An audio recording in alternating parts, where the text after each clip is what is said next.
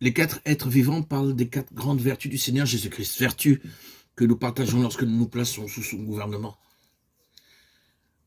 Le lion, Proverbe 30, 29, 30, est le plus fort des animaux. Il peut traverser une rivière, même si le courant est fort. Il n'est jamais emporté par le courant. Il ne se laisse détourner ni par quelqu'un, ni par quelque chose. En tant que croyants, nous sommes souvent emportés par le courant et nous imitons les gens du monde. Lorsque ceux-ci portent des vêtements courts, les croyants portent aussi des vêtements courts. S'ils portent des vêtements longs, les croyants aussi portent des vêtements longs. Parce que les cheveux longs sont maintenant à la mode, cette mode est exportée de pays en pays, de continent en continent, à travers le monde. Les véritables croyants dans le Seigneur doivent marcher droit, même si cela signifie marcher à contre-courant, contre la mode. Ne laissez pas le monde vous entraîner.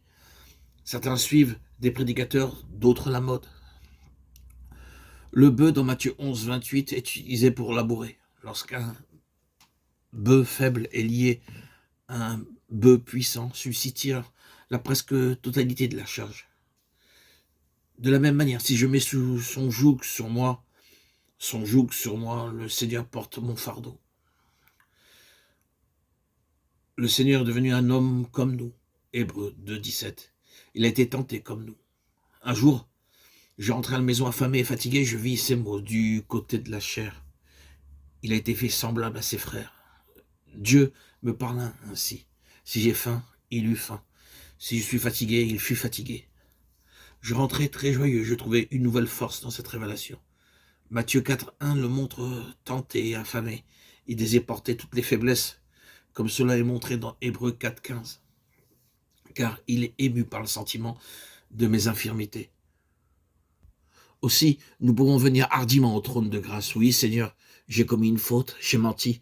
Pardonne-moi, s'il te plaît, je suis faible. À chaque faute, à chaque faiblesse, venez à lui. L'aigle, dans Deutéronome 32, 11, construit son nid dans un lieu élevé. La mère apprend les jeunes à voler en secouant le nid et en les poussant dehors. Les petits oiseaux tombent, mais la mère vole sous eux et les porte sur ses ailes. C'est ainsi que Dieu fait. Il secoue nos nids et nos plans sont bouleversés, afin de nous apprendre à nous reposer sur lui. De cette manière, nous pouvons apprendre à voler très haut. Nous bénéficions de ces 4 caractéristiques en nous plaçant sous l'autorité du Seigneur Jésus-Christ. Le lion, le bœuf, l'homme et l'aigle